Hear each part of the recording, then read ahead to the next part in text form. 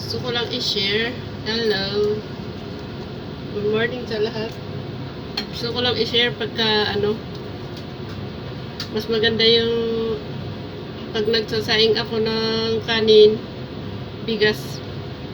Gumamit ako ng ganito strainer para in case na may alikabok or kasi minsan hindi naman umaapaw yung dumi ng mga kung ano-ano, yung mga bilid na dumi. Ay, hinahaluan ko lang po ito ng yung bigas, yung oats for rice.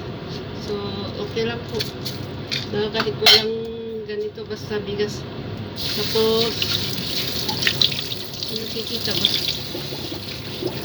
hinuhugasan ko na, hindi pala nakikita, para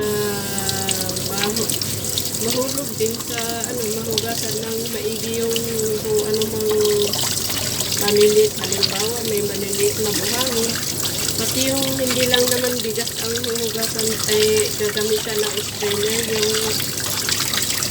yung may posibleng may nakadikit na maliliit na buhangin or ano man yan. Kasi yung dried fish na maliliit, hinugasan ko sa bowl, may nakita pa rin ako na yung maliliit na buhangin. So gamit tayo ng strainer pang bukas. Ayan. Ayan po. Malinis na malinis yung ating bigas. Dito kasi ini-steam ko yung bigas para madaling hugasan yung kaldero. Kasi pagka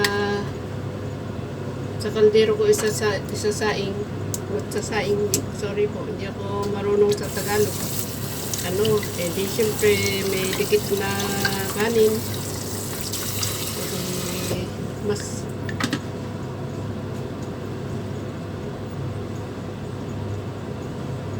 mahirap hugasan. Ito kasi madali lang. Ayan, isaing na natin. Ganyan po siya. I-steam ko dito sa rice cooker.